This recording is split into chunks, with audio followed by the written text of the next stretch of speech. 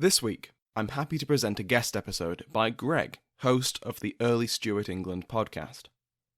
This podcast is quite a bit ahead of the narrative of Pax Britannica. In this episode, we'll pick up right in the middle of the First English Civil War. At this stage, the disputes between King and Parliament had devolved into violence, something we will cover over the next few months. In the meantime, please enjoy this guest episode, and if you want to hear more, go listen to the Early Stuart England podcast. You can find it on all podcast apps, and I've included a pod link in the description of this episode. Thank you to Greg for allowing me to share one of his episodes to help tide the feed over during my hiatus. So without any further ado, please take it away, Greg.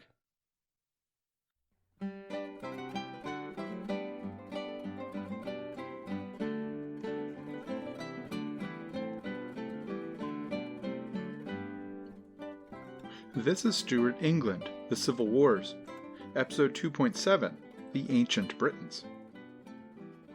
I ended last time with a brief note on the geography of the war. Parliament held sway in and around London, particularly to the east and south of the city. Meanwhile, Charles held Oxford, about 60 miles west and a little north of London, and its surrounding territory. Outside of the territories directly controlled by these sites of government, the war consisted of a series of small, regional conflicts. In each county, local royalists and parliamentarians battled for control. In the words of Lucy Hutchinson, one of the war's most prolific diarists, every county has the Civil War, more or less, within itself. But for strategists at Westminster and Oxford, a coherent national picture began to emerge. Control over certain counties or regions were more important than others. The determining factor was the geography of support for the two sides. Most of Parliament's support came from a group of neighbouring counties around London. Those to the north and east of the city formed the Eastern Association we met last episode. This gave Parliament the ability to concentrate their forces. Royalist support, on the other hand, was more geographically dispersed. The king controlled the territory around Oxford, but also had significant support in Wales and in the far north. To vastly oversimplify, this map drove strategy on both sides. Royalists focused on how to link their three main power centres, Oxford, Wales, and the north. Meanwhile, Parliament did its best to keep the Royalists separated long enough for Essex to defeat the outnumbered king at Oxford. These competing strategies determined where the most intense fighting would take place in 1643 and in future years. In the north, this meant conflict in Yorkshire, where a fragmented parliamentary resistance tried to keep the Northern Royalist army from marching south. And in the west, this meant fighting in the borderlands between Wales and England. Parliamentary garrisons, particularly at Worcester and Gloucester, acted as a roadblock between the king and his Welsh allies. We're going to deal with both of these theatres in the next few episodes. They tended to be isolated from one another, so I'm going to track the events of 1642 and early 1643 in both places independently. We'll start with the west, in and around Wales. In fact, the opening skirmish of the war, at Powick Bridge, just outside Worcester, took place in this western theatre. You'll remember that Prince Rupert successfully ambushed a force of parliamentarians. But Rupert quickly withdrew in the face of the main parliamentary army under the Earl of Essex, who secured Worcester soon after. This was important because Worcester guarded the road out of South Wales. The strategic importance of Worcester was lost in the story of our subsequent race back to London, culminating in Edge Hill, but parliamentary control of England's border with Wales would soon become one of the defining features of the war. And a feature the Royalists would continually seek to reverse. Connecting Oxford and the Royalist forces in Wales was Charles's most obvious path to victory. Once recruits were steadily flowing in from Wales, Charles could match or even surpass the manpower of Parliament's main army. But before we get to how the Royalists implemented their Western strategy, we'll have to address an issue I've left unexplored for several episodes. Why was Wales such fertile ground for Royalist recruiters? Wales has been the odd man out of our increasingly British story. England's sister kingdoms of Ireland and Scotland have always been a part of our narrative and have recently become even more important as drivers of rebellion and conflict. Wales, on the other hand, has barely rated a mention, outside of the occasional reference to the old Earl of Pembroke's background. In part, this is due to Wales's legal status. Unlike Scotland or Ireland, Wales was not a separate state that happened to share a king with England. Like Ireland, the English had conquered Wales in the medieval period. Most of the work was polished off in the 13th century, about 350 years before our story. But unlike Ireland, Wales had been almost entirely absorbed into the English state. There was no Welsh Parliament, or Welsh Church, or the other trappings of distinctive political or legal identity that could be found in Scotland and Ireland. But while the military conquest of Wales was completed by the 13th century, political integration into England took much longer. In part because it was a haphazard process. Medieval English kings had better things to do with their time than draft and implement laws that would draw Wales into the English system. The Welsh, for their part, rebelled often enough to prevent any meaningful assimilation. The hardy Welshman of the mountains became a stereotype in late medieval England. He was uncivilized and brutish, but a fearsome warrior. Henry Tudor, himself having Welsh ancestry, used Welsh soldiers to help him secure the throne at the Battle of Bosworth Field in 1485, in doing so becoming King Henry VII. His son, Henry VIII, finally formalized Wales's political and legal integration into England through the Acts of Union, a series of statutes passed between 1536 and 1542, almost exactly 100 years before the Civil War. Henry's goal was, as always with him, greater centralization and state authority. Once on the throne, Henry began the great Tudor project of state building, a long process throughout the 16th century that saw the dismantling of the old medieval system of idiosyncratic feudal loyalties and relationships in favor of a rationalized state. Wales, with its somewhat ambiguous status as a foreign land absorbed into England, had plenty of these anachronistic legal and political quirks. The last vestiges of a distinct Welsh identity, at least in narrowly legal terms, had to go. As far as Henry was concerned, everyone, English and Welsh, was equally subordinated under his rule. The Acts of Union, passed in England's Parliament of course, refashioned Wales as a part of England. The English common law now applied throughout Wales. The last vestiges of Welsh law were eliminated, and the legal distinctions between Englishmen and Welshmen were removed. The Acts of Union also redrew the Welsh map, dividing it into English-style counties. Just like their English counterparts, these Welsh counties selected members to sit in Parliament at Westminster. However, the Welsh counties only sent one member, rather than the two that the English counties sent. This was not as unfair as it sounds, as Welsh counties tended to be smaller. As a percentage of the population, Wales was just as well represented in Parliament as England. Perhaps the most important cultural impact of the Acts of Union had to do with language. In the interests of centralization and rationalization, English would be the sole language of governance and the law. But as we'll see in a moment, this was not intended to wipe out a distinctive Welsh cultural identity, or even the Welsh language. Henry and his successors on the English throne were happy to tolerate and even support the maintenance of Welsh language and culture outside of the courts. But when it came to law and governance, Wales was no different than any other part of the kingdom. The important thing for us to know about the 100 years between 1542 and 1642 is that the Welsh gentry loved the Acts of Union.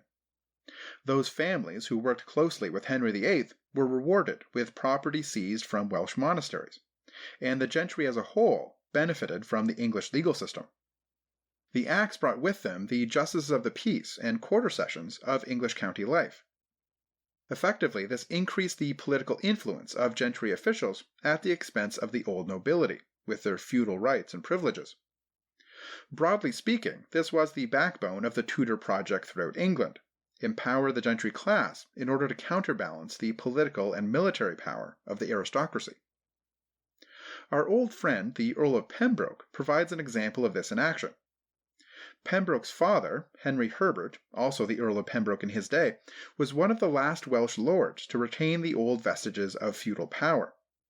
When Elizabeth called on her subjects to defend the kingdom against the Spanish Armada in 1588, the Elizabethan Earl of Pembroke, Henry, raised a personal army of almost 1,000 men to rally to the Queen. But by the time we get to the 1620s, the Pembroke we're familiar with had no private army at his beck and call. Instead, he marshalled his power through gentry alliances in the House of Commons. But although the Tudors adopted this strategy of empowering the gentry throughout England, it had unique consequences in Wales, because despite what the law said, the English and the Welsh were different. Up until Henry's Acts of Union, elite society in Wales had been fairly insular. Within the wealthy classes, speaking English was frowned upon. The children of the landed elite never really needed to learn English because they were educated at prestigious continental universities, not Cambridge or Oxford. But the Acts of Union and the English Reformation changed all that. First of all, if you wanted power and influence in Wales, all of a sudden you needed to read and write in English. Welsh families quickly adapted, and English entered the curriculum for any aspiring politician or lawyer. Meanwhile, the split between Catholic and Protestant Europe meant that the popish universities of Italy or France suddenly became problematic for a subject of the English crown. Within a generation, Welshmen became common sights at Oxford and Cambridge. Jesus College, Oxford, was founded in 1571 as a kind of Welsh colony within the university. As the young and privileged of Wales immersed themselves in English culture, they started to have ambitions beyond their corner of the kingdom. Careers in the church, politics, or commerce opened up and brought enterprising Welshmen into the center of national life in England. The families of the Welsh gentry started to look just like their English counterparts, with connections at court, Westminster, and the commercial community of London. Not only did integration create national opportunities for the Welsh gentry, but it improved their situation at home, too. English common law brought with it primogeniture, the principle that the eldest son inherited all of the family's property. Traditional Welsh inheritance law was determined by, and I apologize to any Welsh speakers, Caffren, which roughly translates as share or allotment. As the name implies, property was divided equally among a man's sons. Over time, the Welsh system of inheritance fragmented property and limited the growth of dynastic families.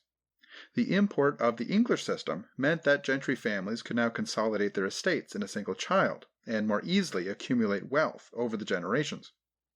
This was precisely what happened over the second half of the 16th century and the first half of the 17th.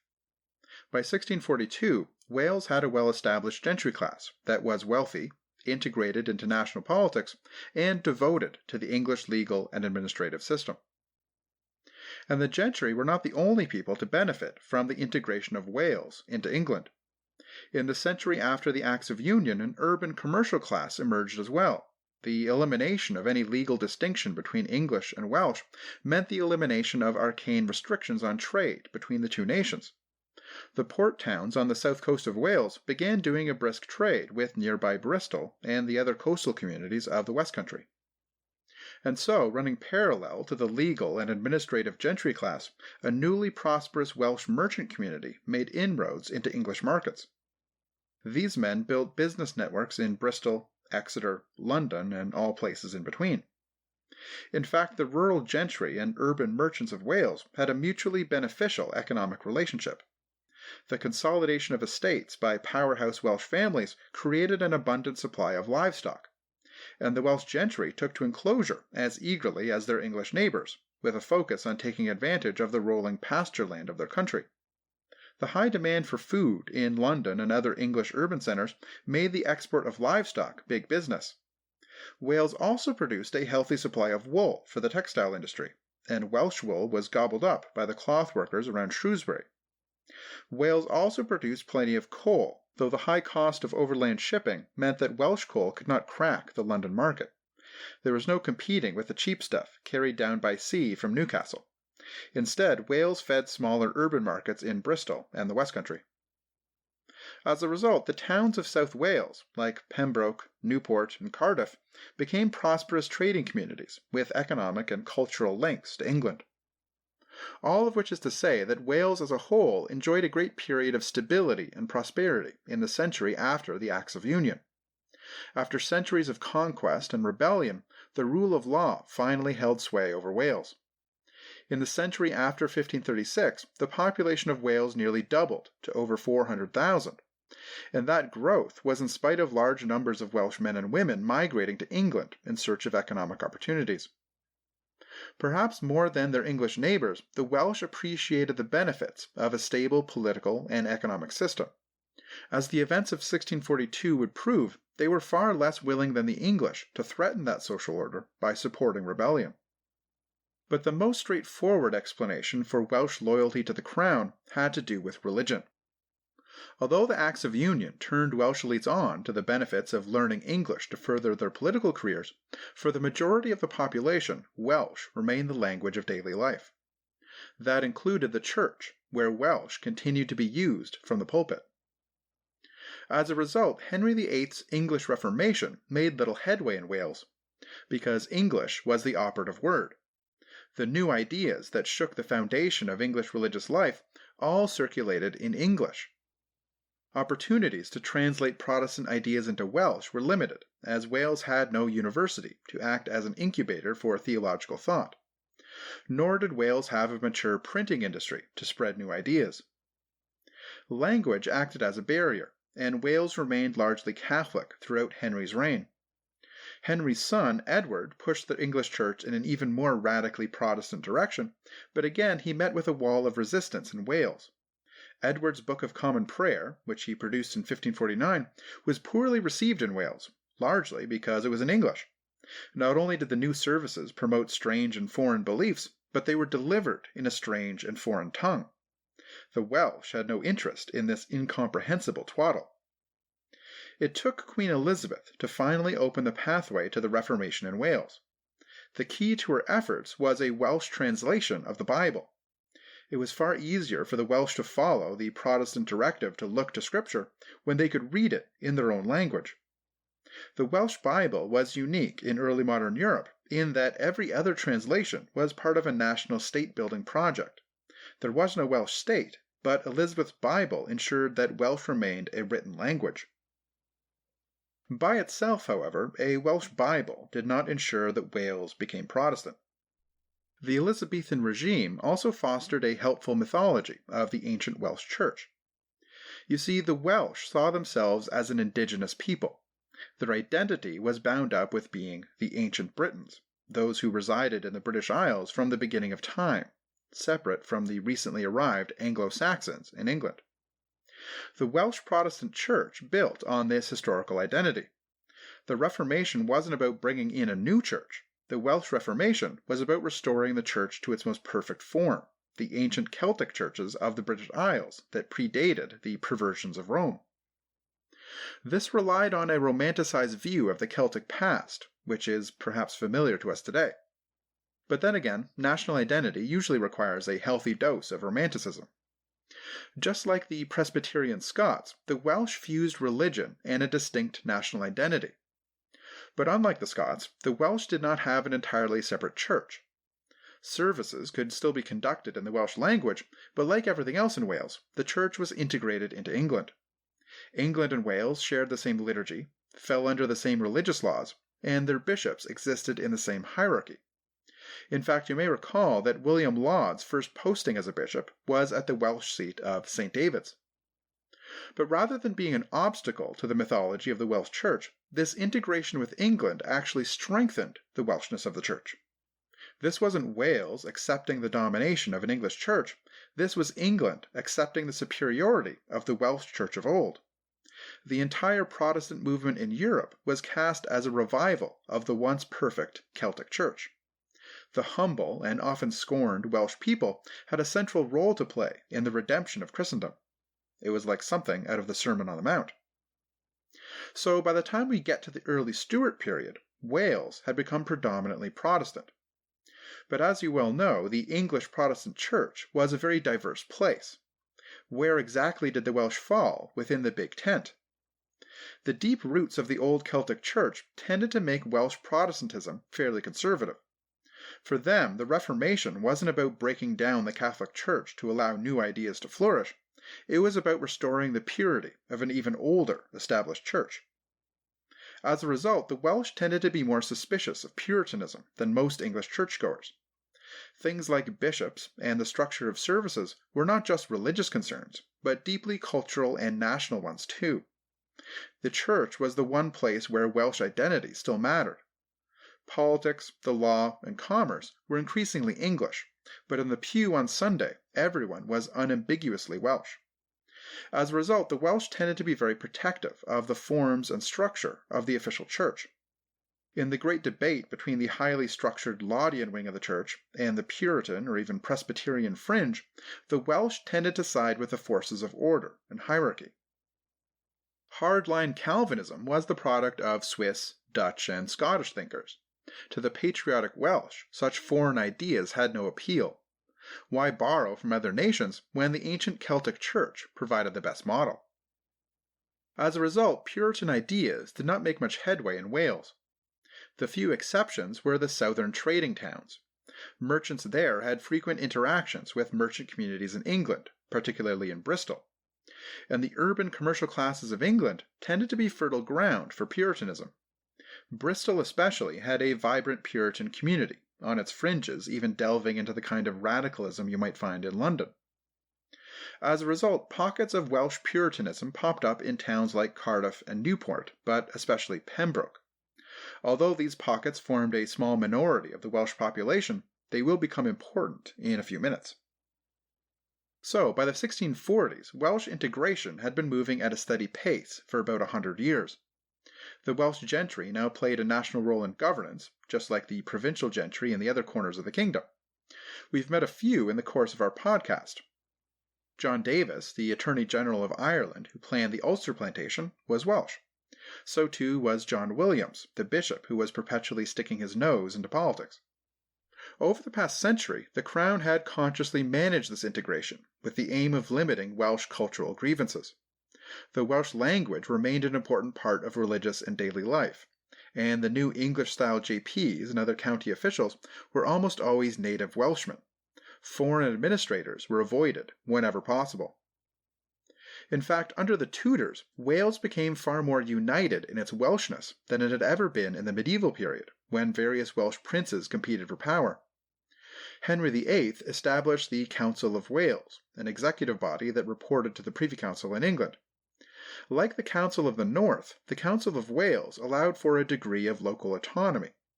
And perhaps more importantly, as it was staffed by Welshmen, the council provided an administrative hub where Welsh was spoken. The fact that the Tudors drew their lineage from Wales certainly helped too. And the arrival of the Stuarts only heightened the sense of Wales being a part of England, but one distinct from the English. After all, James and Charles were not just kings of England, they were proper British kings, rulers of England, Ireland, Scotland, and, of course, Wales. The Welsh relationship with the monarchy was therefore a bit different than the one between the king and his English subjects. The crown represented all the British peoples. Rather than a symbol of English domination, the Stuart monarchy was a guardian of Welsh distinctiveness. Much like the Catholics of Ireland, the Welsh saw the crown as their best defender against the encroachment of English chauvinism. The great fear that animated the Welsh was not the fear of a tyrannical king, but the fear of being swallowed up by their greedy neighbors in England. In fact, early in James's reign, the Earl of Northampton had suggested an Irish-style campaign of land confiscations and plantations in Wales. James promptly shot that idea down, confirming to many Welshmen that their king knew how to properly balance the interests of his Welsh and English subjects. It may sound like a contradiction, but the Welsh of the early Stuart period were proud of their distinct cultural heritage and devoted to the system of political integration that had worked so well over the past century. English law, the established church, and the monarchy had brought prosperity and the preservation of Welsh culture. The Welsh people would not toss those aside lightly. As a final note, one thing I haven't mentioned yet is what the English thought of the Welsh. Northampton's Welsh plantation scheme perhaps provides a clue. English memories of the Welsh rebellions of the past were fading, but they certainly didn't see their neighbors in Wales as their equals. Despite the inroads the Welsh had made in national politics, many English men and women thought of the Welsh as barely civilized mountain people. Hardy soldiers, but foreign and uncultured. A century of assimilation with the English had raised them up, but they were still barely a step above the Gaelic Irish.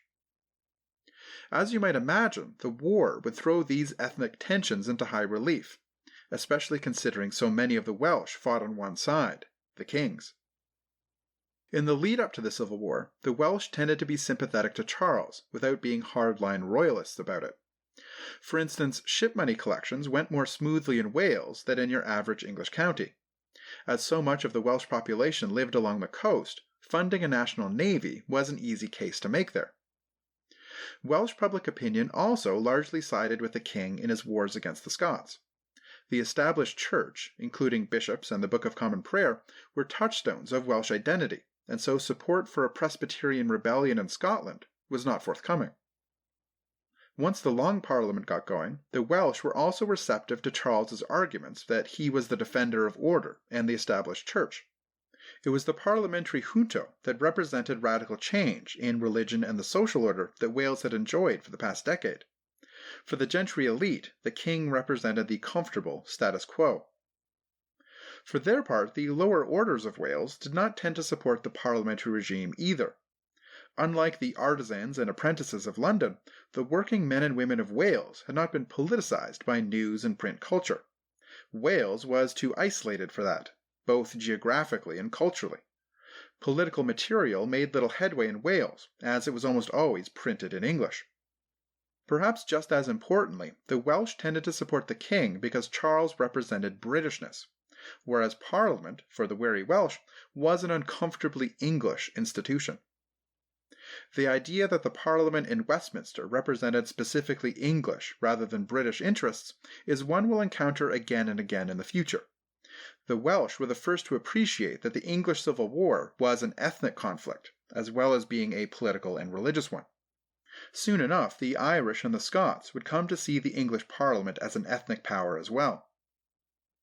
In fact, the Irish Rebellion in the fall of 1641 sparked anti-Welsh sentiment in London.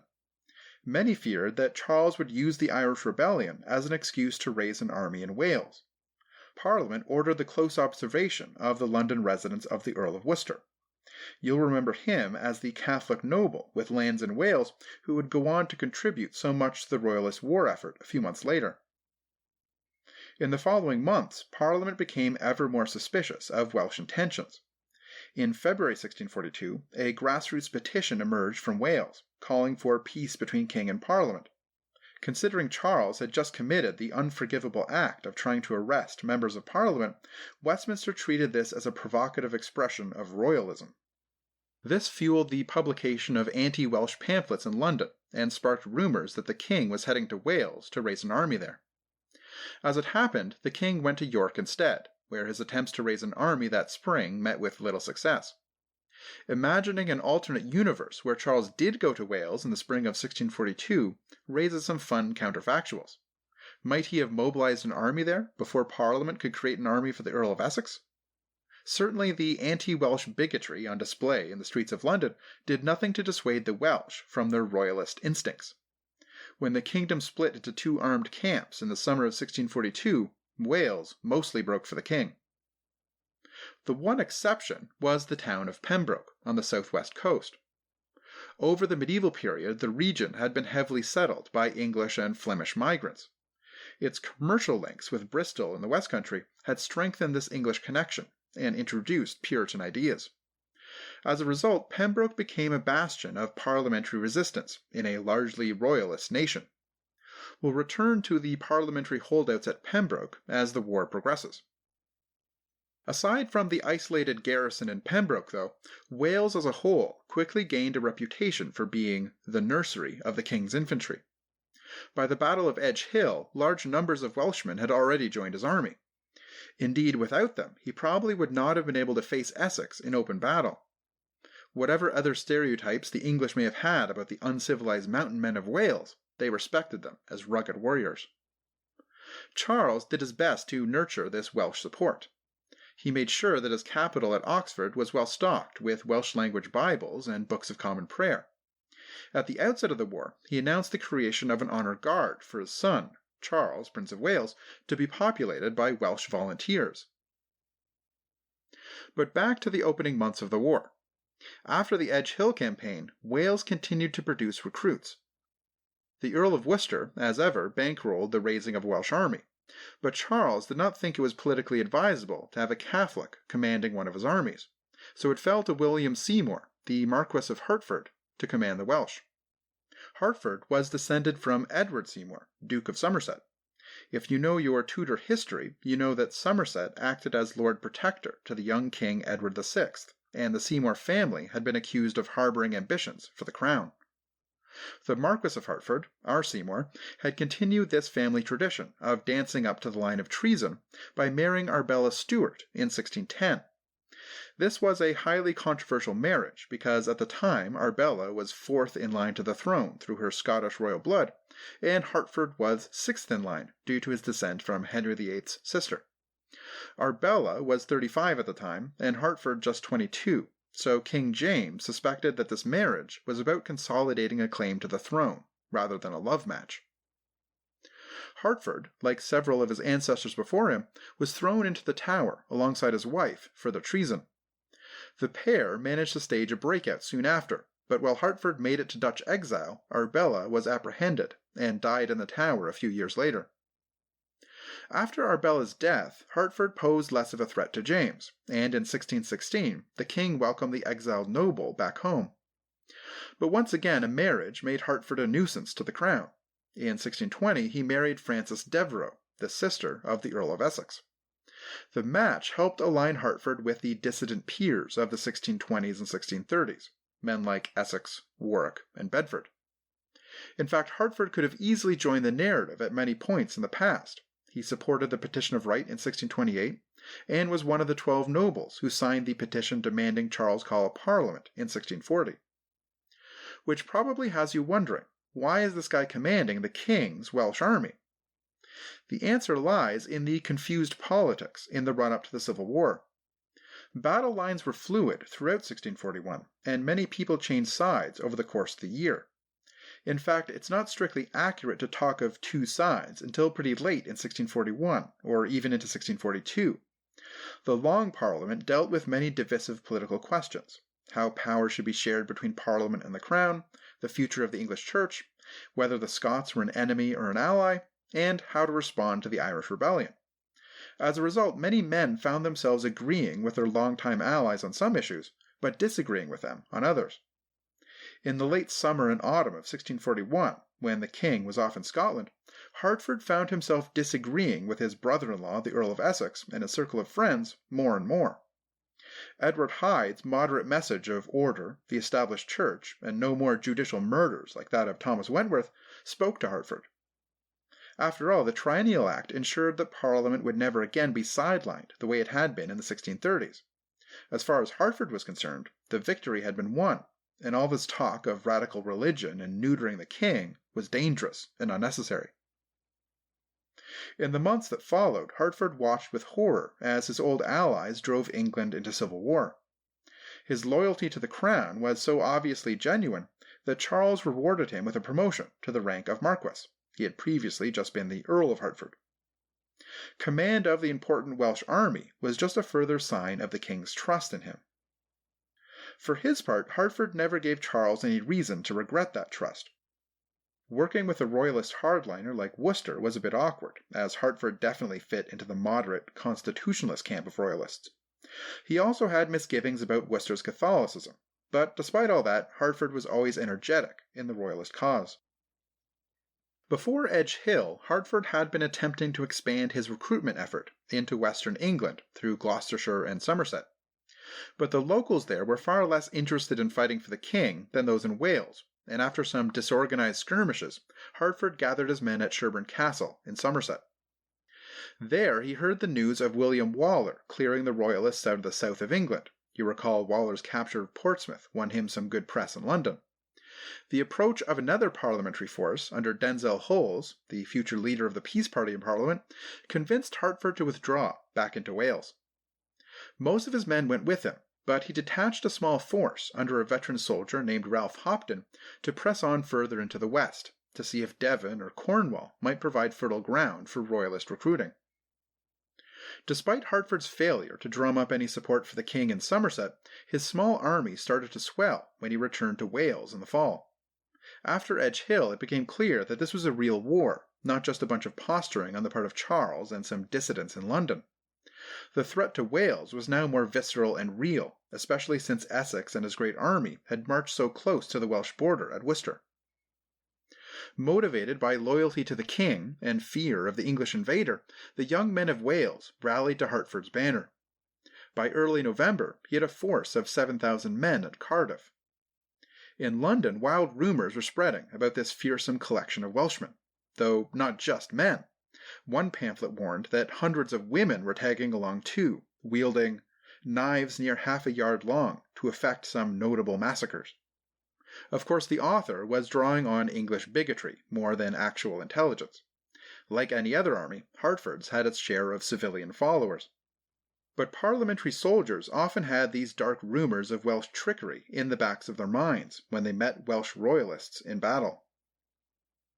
For now, though, the royalist threat was safely contained in Wales. Small units of Welsh soldiers tried to slip past the parliamentary garrisons at Gloucester or Worcester, but they were usually spotted and destroyed. Capturing the two garrisons was a daunting task, and so Hertford was forced to wait for support before moving out of Wales. Next time, we'll join Hertford in searching for that support. It did not come, as you might expect, from Charles's main army at Oxford, at least not yet. Instead, we'll travel down England's southwestern peninsula towards Cornwall. Ralph Hopton, the man Hertford had sent on an exploratory mission before withdrawing from Sherborne Castle, faced a near impossible task. Accompanied by only a handful of men, he sought to turn Cornwall from a bitterly divided county into a royalist stronghold, capable of raising an army that could drive Parliament out of the Welsh borderlands.